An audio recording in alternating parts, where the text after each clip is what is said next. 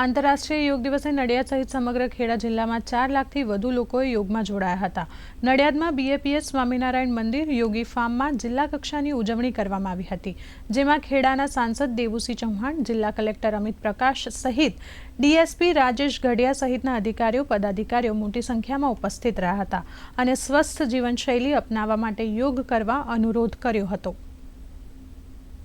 આખા વિશ્વમાં યોગના માધ્યમથી થઈ રહ્યો હોય ત્યારે આપણે સૌએ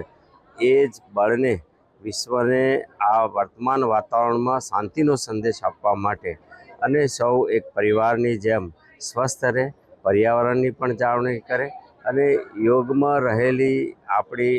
શાંતિ માટે,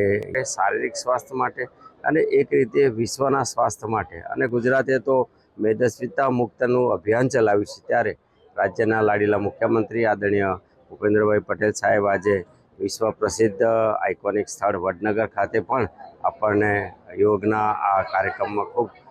પ્રેરણાદાયક સંદેશો આપ્યો છે।